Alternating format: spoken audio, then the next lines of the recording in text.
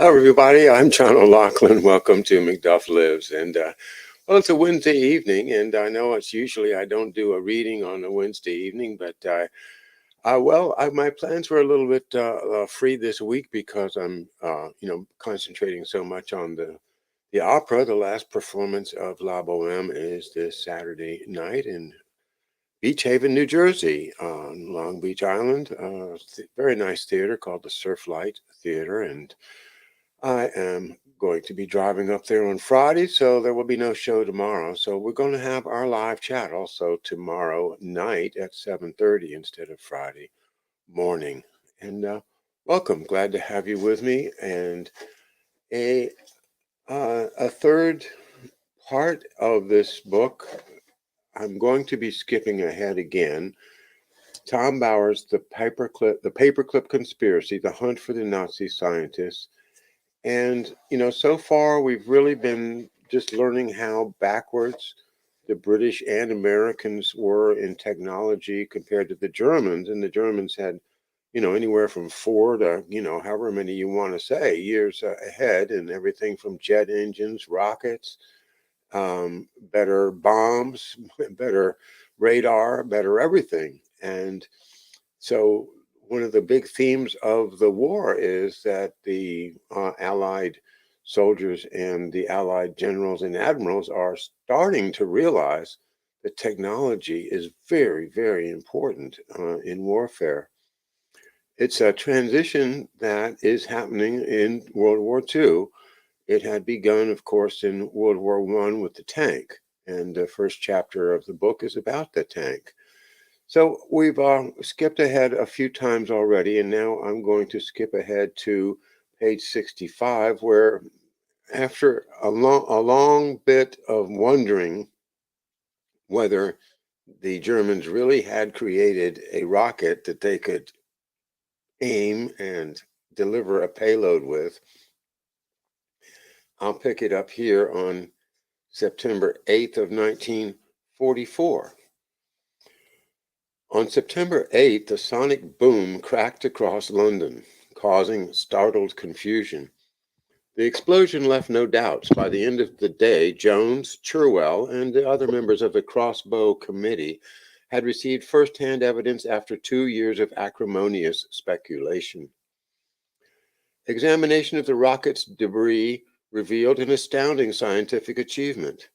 The 13-ton missile had been fired into the stratosphere from Holland, 200 miles away, and its guidance system had brought it down on target with pinpoint accuracy. Officials both in London and Washington realized that their only defense was to overrun the launching sites, but a more realistic objective was to discover the rocket's secrets.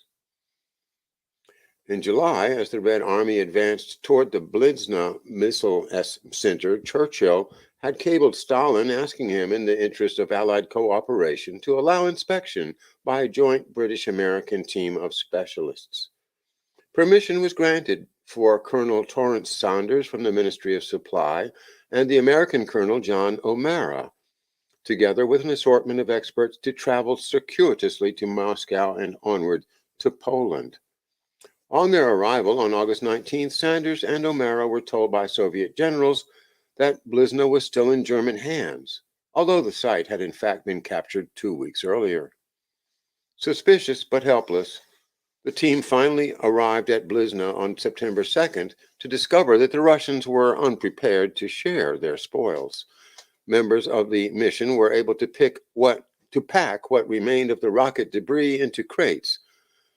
But when they opened them in London, they found that they contained rusting aircraft parts. Russian policy for the plunder of Germany had been eloquently revealed. Chapter 4, Planning Plunder. On the eve of the Normandy landings, both American and British Army chiefs privately acknowledged that their soldiers, fighting with inferior weapons, would suffer an enormous disadvantage. German equipment unashamedly admitted Lieutenant General Sir Ronald Weeks, the Deputy Chief of the Imperial General Staff, is as good as or better than ours. Weeks declared that the immediate seizure of German research, design, and development projects was, quote, one of the most vitally important of our immediate post war aims. It may be that this is the only form of reparation which it will be possible to exact from Germany. Everything possible to ensure that it is exacted must be carefully planned now, quote unquote. It's interesting that that is pretty much exactly what President Eisenhower says after the fact, saying, well, this is probably all we're going to ever get.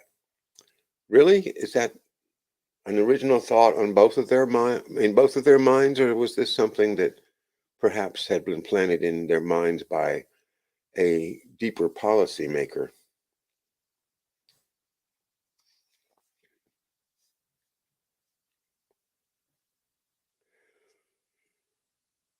Weeks was concerned that after Germany's defeat, British forces would not be properly equipped to fight the Japanese War, which, according to Allied strategists, might continue for another 3 years. Pessimistic about obtaining sufficient military supplies from America and about the prospects for British industries improving its product, Weeks proposed to rearm the British Army with German equipment by keeping munitions factories in Germany open after the defeat and selling obsolete British weapons to the newly liberated European allies. A proposal that one Foreign Office cynic questioned as, quote, selling duds to the natives, unquote. But even Weeks was cautious about the chances of success. It was the first time an army had been intent on seizing ideas as well as materiel.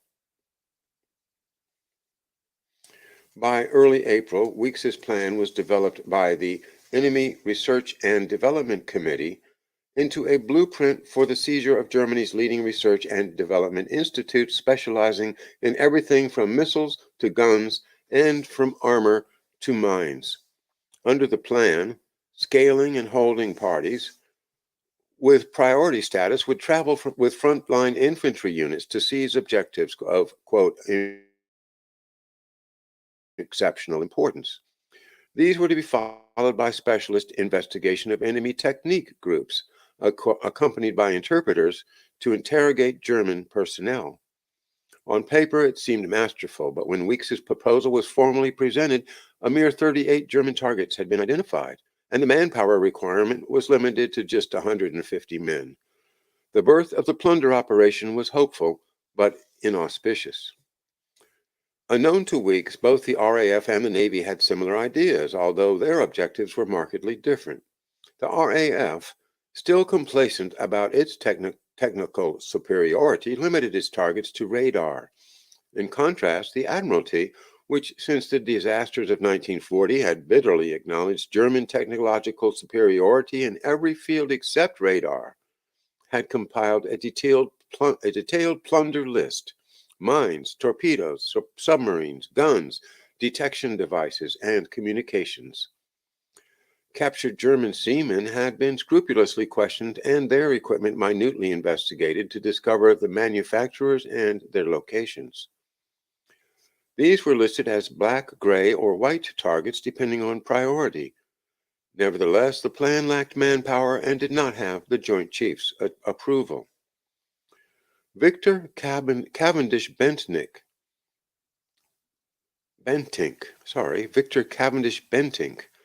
director of the Joint Intelligence Committee, was delegated to resolve the disarray. It was a fateful decision since the JIC's task was to supervise and coordinate the gathering of pure intelligence, and it did not possess the experience to understand or assemble technical details of weapons design and manufacture. Pardon me.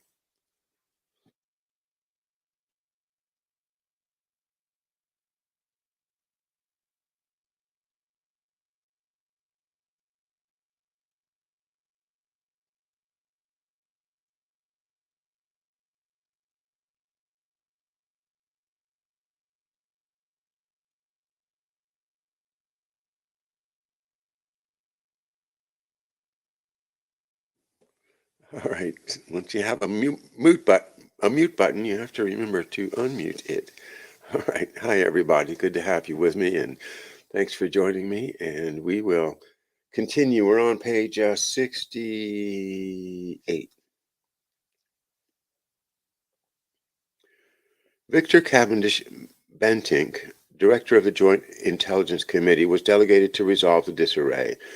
It was a fateful decision since the JIC's task was to supervise and coordinate the gathering of pure intelligence, and it did not possess the experience to understand or assemble technical details of weapons design and manufacture. Instinctively, Cavendish Bentinck, in creating a new agency, the Intelligence Priorities Committee, to supervise the operation, described its task in terms of a historic research project rather than a hunt for new technology. The IPC's role, he emphasized, was, quote, to discover the methods used by Germany to increase her war potential, because it is only through the knowledge of the success of these methods that we are able to perfect our intelligence systems for the future, unquote. Once Cavendish Bentinck's plans had been approved, the U.S. Chiefs of Staff were invited to become equal partners to the IPC, which thus evolved into the Combined Intelligence Priorities Committee, and were asked to compile and coordinate a, quote, black target list.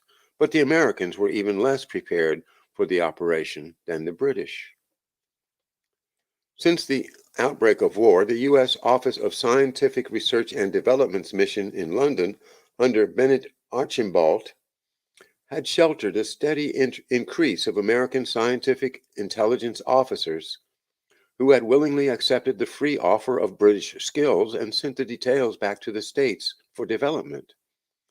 John Burchard, an architect who was studying the effects of bombing, and Dr. Howard Robertson, a Princeton mathematical physicist, organized the insertion of American experts into British factories and research and intelligence units.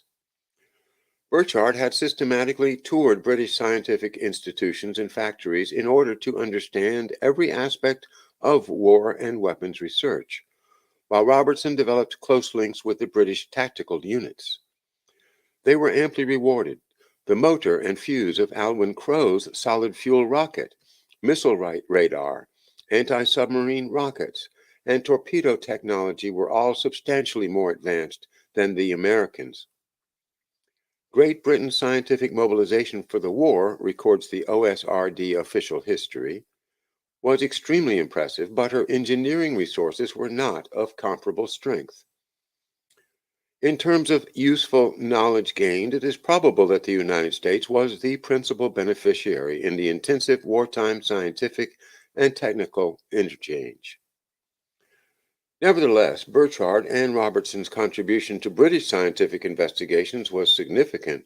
Robertson had sat on the Crossbow Committee, and together with Lord Cherwell, the two Americans had painstakingly established that the chemical composition of Allied bombs generated explosions astonishingly inferior to those produced by the Germans.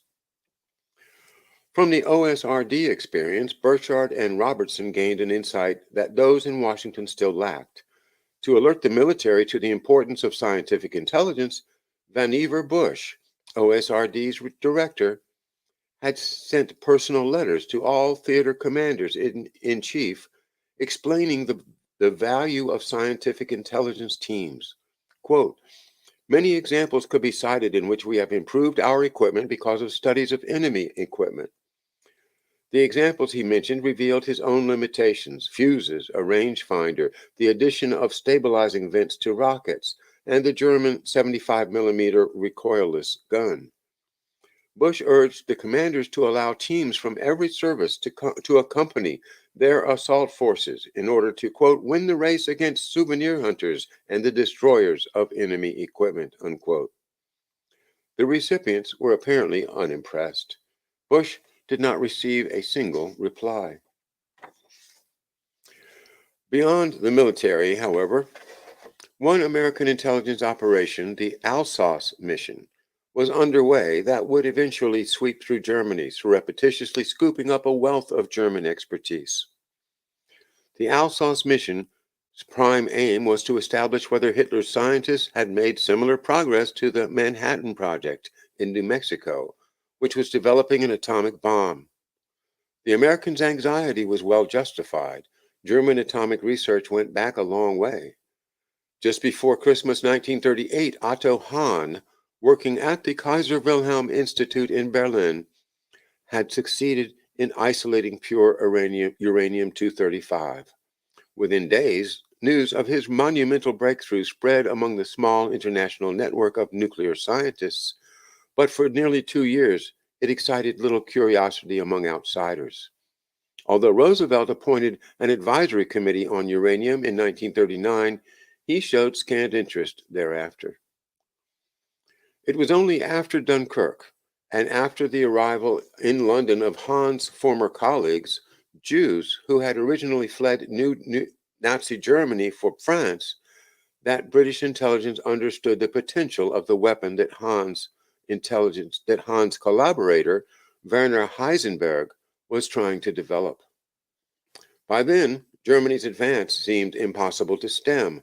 On instructions from Berlin during the Blitzkrieg in Europe, German specialists had seized what scientists still believed were the vital elements for the manufacture of a bomb, 3,500 tons of high-grade uranium compounds stored in Brussels, the heavy water reactor at Vermork, Norway, and a nearly completed cyclotron from Professor Frederick Joliot's atomic laboratory in Paris. That's Joliot. German scientists were 2 years ahead of the Allies, but according to Albert Speer, the Fuhrer was not interested.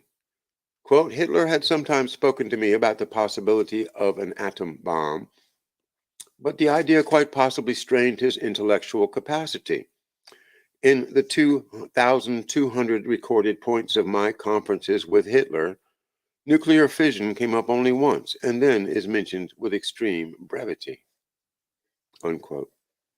The Allies did not even suspect such indifference until after the war. What they did realize, however, was that the German reliance on heavy water, especially from the Vermork plant, its destruction was deemed vital.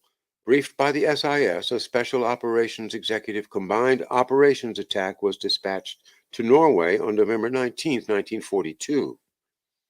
The two gliders carrying the commandos crashed, and the survivors were executed.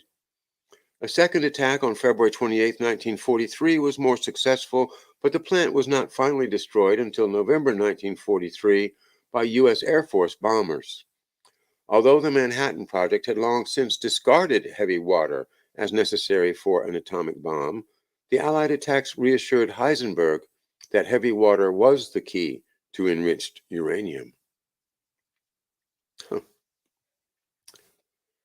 Things you do to fool somebody, huh? In late 1943, broadcasts from Berlin threatened the Allies with new secret weapons. Major General Leslie Groves, in command of the Manhattan Project, feared the worst. Quote, I could not help but believe that the Germans, with their scientific capacity and with their extremely competent group of first-class scientists, would have progressed at a rapid rate and could be expected to be well ahead of us.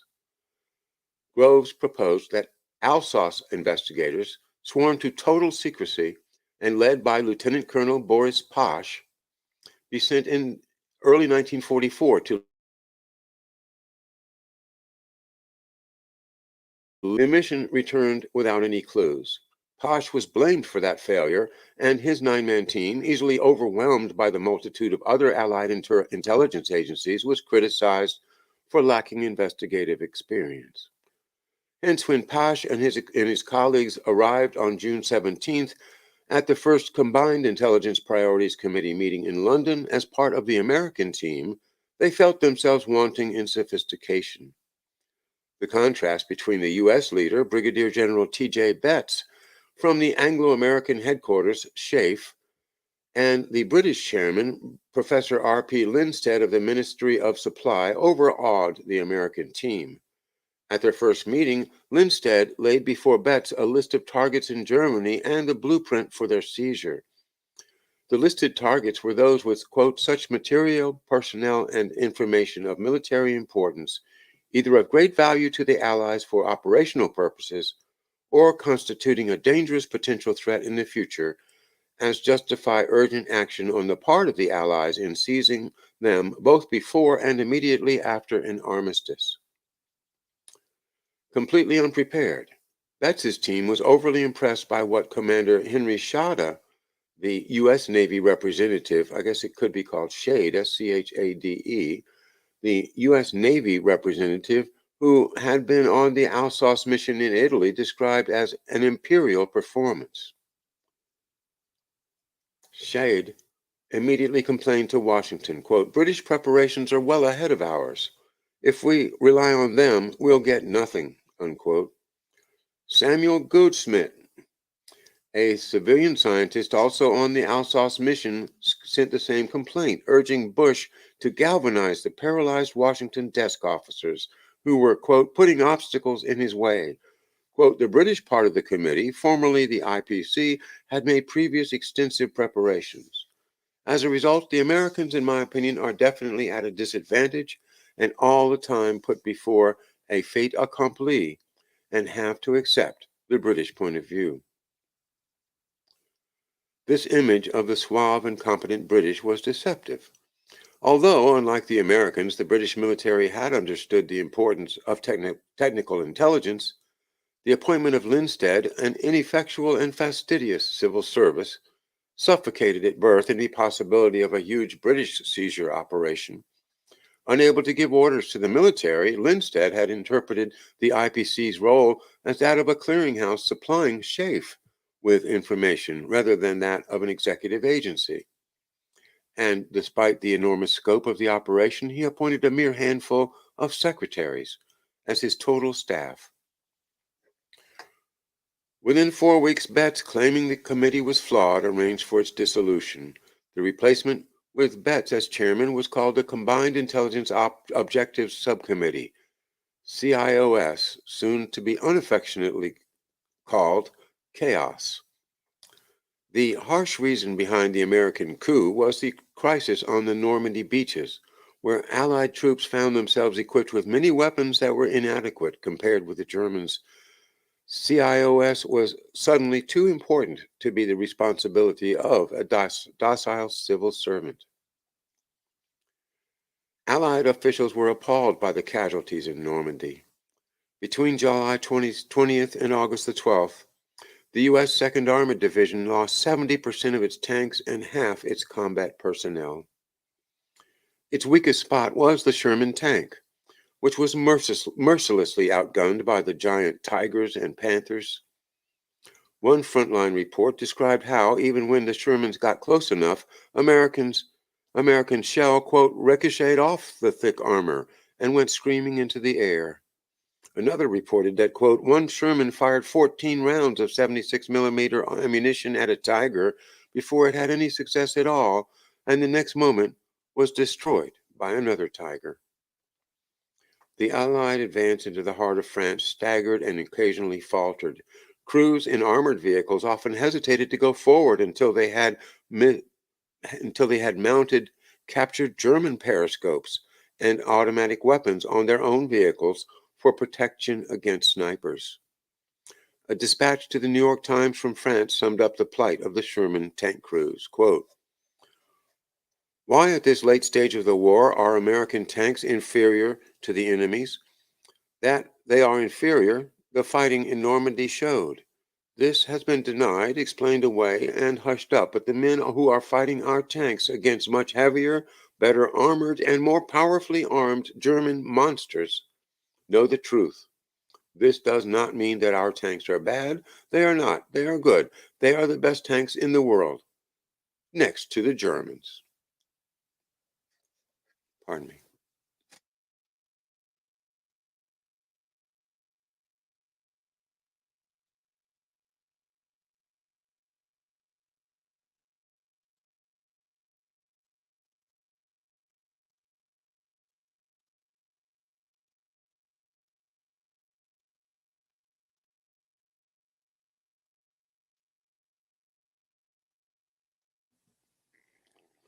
The British had learned some lessons from technical intelligence and equipped the British Shermans with a 17-pound gun that was infinitely more effective than the American 75 millimeter 6-pounder.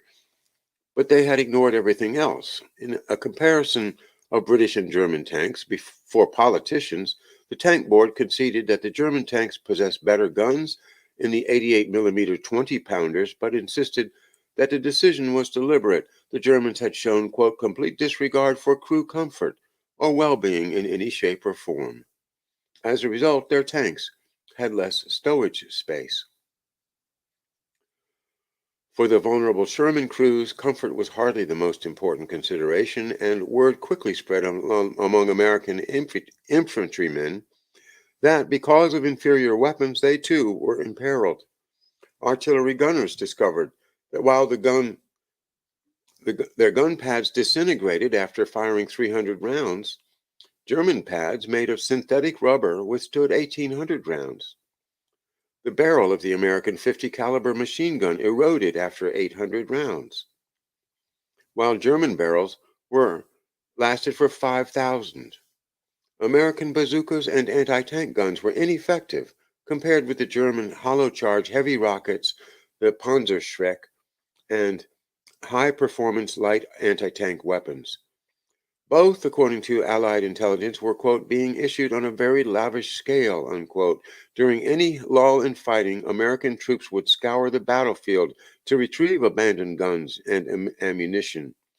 From field headquarters, Lieutenant General McNair, Ordnance's chief of tank research, poured out a stream of complaints to his old adversary, Major General Barnes, Ordnance's chief of research, about the worn-out gun tubes, and Barnes spiritedly returned his complaints with reminders about McNair's earlier lack of interest. By then, a steady flow of German equipment had arrived at the Aberdeen testing ground from enemy equipment intelligence teams in France, producing reports that confirmed the superiority of German artillery, ballistics, electronics, engineering, opticals, fuses, ammunition, and metal. These findings evoked a hail of protest at Allied inadequacy from both the veterans and the new converts to weapons intelligence. In Washington, Bush was dismayed by the European command's resistance to new weapons, such as radar-directed bombs and rockets designed for aircraft attacks on tanks. Quote, I am much disturbed, he wrote, that it does not even appear to be included in the basic doctrine. Bush's complaint, quote, that something is wrong somewhere, was unhesitatingly returned to him from Air Force Headquarters. Brigadier General H.M. McClelland claimed that while none of the radar devices, rockets, or bombs were more than experimental, and the ground forces were insufficiently educated to use them, quote, the important thing is we are doing the job. Bush silently blamed Hap Arnold, who had flippantly retorted during one argument, quote, why use a rocket when you can use a bomb? While Arnold had not understood the greater accuracy of a rocket, McClelland's reply echoed critical observations by Bush's staff that even the few talented senior officers in the Army's top side were too overstretched to consider any changes. I'm sufficiently conservative to believe, wrote Edward Bowles, a scientist on Bush's staff, that in an organization as ponderous as the Army, no simple means, such as intellectual pressurizing, will yield substantial and outstanding results. The hardened resistance against innovation at the top was not shared by the younger, battle-scarred lower ranks. Plundering Germany's industry had become an imperative, but the predominance of British intelligence still rankled. It is absolutely necessary, reported Air Intelligence to Washington in a communication that showed the level of American interest, quote, that the U.S. have a complete and independent intelligence agency at the time of and immediately after cessation of hostilities. Participation in a combined intelligence agency with the British is essential to assure that we have access to intelligence that is uncovered in areas other than our own.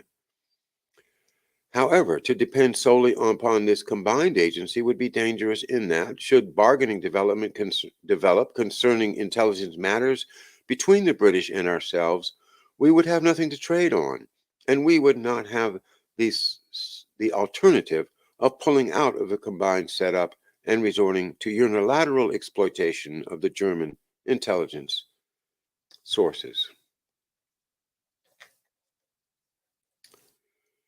There was immediate approval for both the 2nd and 9th Air Forces to form intelligence sections. The seeds for post-war competition between the two allies were firmly planted. The importance of the prizes to be gained in such competition was more persuasively underlined by the sudden reality of new German jet fighters entering into the battle along the North European coast. On July 13, 1944, the Deputy Chief of the Air Staff warned Allied commanders that the new Luftwaffe jets were about to attack and that even the successful Mustang would be vulnerable. The assessment correctly stated that although both the Me-163 and the Me-262 were high-performance planes, the Me-163 suffered from, quote, extravagant fuel consumption, and neither could be produced in sufficient quantities to, quote, interfere seriously with Allied air operations, unquote. In other respects, the assessment was deliberately deceptive. To protect morale, the Air Staff assured commanders that the Meteor, although delayed for another 6 months, would match the German jets. In truth, the Meteor was crippled by a myriad of design and production defects. Spent cartridges were hitting the plane. The hood came off at high speeds, and the engine was seriously unreliable, producing a top speed of only 400 miles an hour at just 15,000 feet, while the Me-262 flew at 540 miles an hour at 20,000 feet. The more advanced Vampire would not appear before 1946. Production of American aircraft was even more retarded. The Bell XP-59 was a failure and had been relegated to training use, while the Lockheed XP-80A would only be deployed under the safest conditions in 1945 to raise the morale of American pilots who had encountered German jets. As the Allies advanced toward Paris, still enjoying overwhelming air superiority, their dilemma prompted two different responses.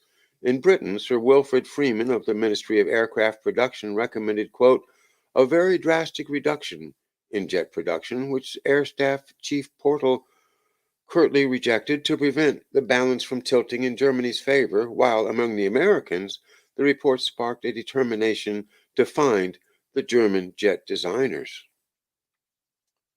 By August 1944, no fewer than 12 separate Allied organizations had been created. Spearheading the British venture was the 30 Assault Unit, a naval team organized in 1942 by Commander Ian Fleming, the bon vivant creator of James Bond, then serving as personal assistant to Rear Admiral John Godfrey, the Director of Naval Intelligence. Fleming's, quote, Red Indians, unquote, were intended as a team of intelligence hunters, modeled on a small Abwehr commando team that had successfully penetrated behind Allied lines before the 1941 assault in Greece and the Balkans to capture secret documents and cipher equipment. After overcoming considerable Whitehall opposition, Fleming's enthusiasm for a British elite technical intelligence group was rewarded in November 1942 by the dispatch of the first 30 AU team to join Operation Torch, the Allied invasion of North Africa, under the command of Duncan Curtis, an energetic officer with experience in special operations. But isolated from Operation Torch's intelligence headquarters, Curtis and his 5-man Pathfinder mission met with disaster. Helplessly marooned on a crippled destroyer outside Algiers harbor, as the first wave of troops rushed onto the beaches, their hope of capturing the French Admiralty building intact, together with its secret ciphers, was dashed. Irritated and anxious to prove his importance, Curtis drove eastward, with huge white ensigns flapping, following Rommel's retreat through the desert toward Beaune.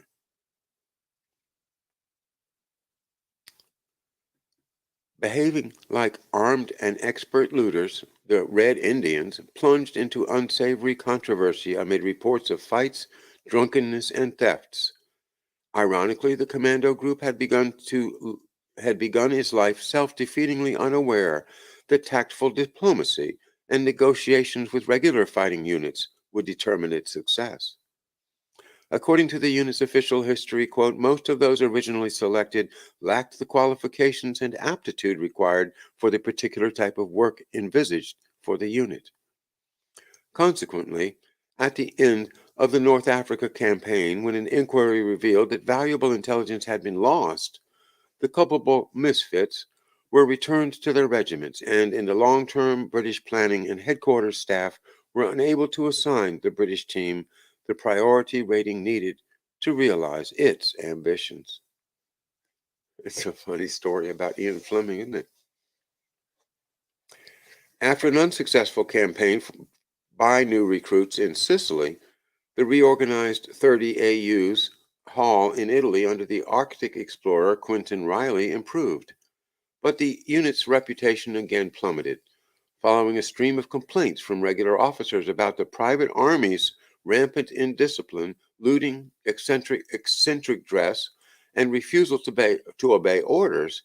In November 1943, Riley's men were ordered to return to London for investigation and immobilization, leaving the British chiefs of staff bereft until D-Day of any group capable of satisfying their growing appetite for scientific intelligence.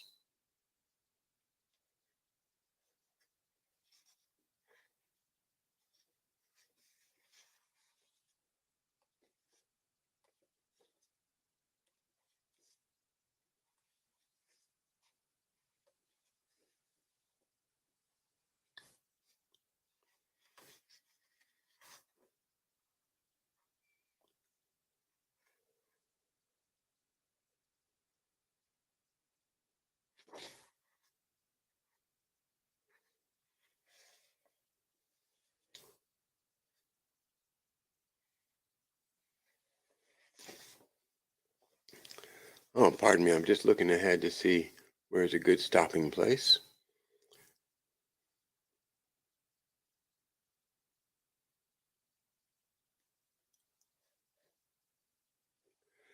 Despite reorganization, instead of parachuting with the airborne divisions hours before the D-Day landings, 30 AU's 150 men arrived on a landing craft the day after D-Day, a clear indication that they were regarded as unreliable.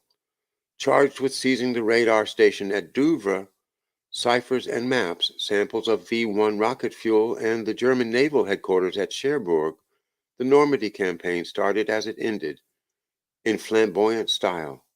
A 30 AU unit, Wool Force, under Lieutenant Colonel A. Woolley, attached itself to the American 7 Corps.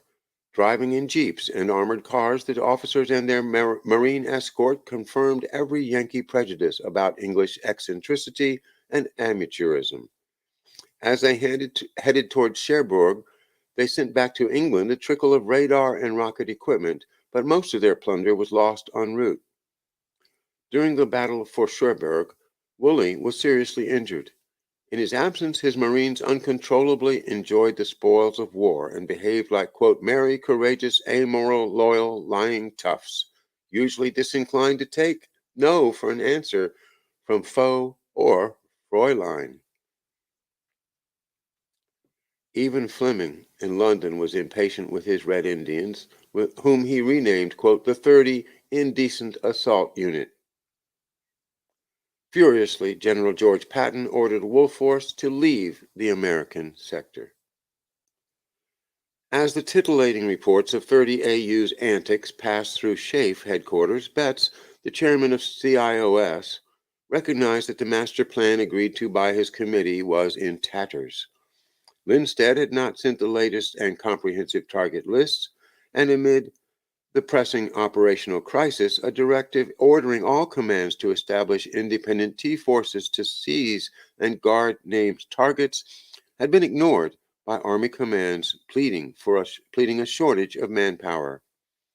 for some months, admitted Brigadier GHC Pennycook, the British T-Force commander. T-Forces in the 21 Army Group were little more than an idea on paper. British headquarters, he volunteered, knew little or nothing about the specific whereabouts and nature of their targets, and the investigators would know even less. As the German army retreated toward Paris, the value of scientific plunder was increasingly verified. A British intelligence report confirmed colossal German advantages in the whole range of weaponry on land, sea, and air. German jets were described as possessing exceptional performance. The Luftwaffe had flying bombs of great destructive power. The radio-controlled HS-293 and FX bombs had no counterpart in the service of the Allies. The Flamingo infrared receiver could allegedly detect aircraft exhaust from a forbidding 16,000 yards. The A-4 long-range rocket was, quote, brilliant in conception and difficult to counter, and two revolutionary types of submarine, extremely fast and practically undetectable, were reported to be under construction, both possessing abnormal speed and snorkels that would enable them to recharge their batteries while submerged.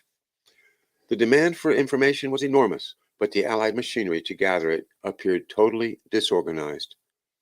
Too many personnel, recently promoted Major General Kenneth Strong, SHAEF's intelligence chief, complained, lacked qualifications or were unsuited to infiltrate Paris in advance.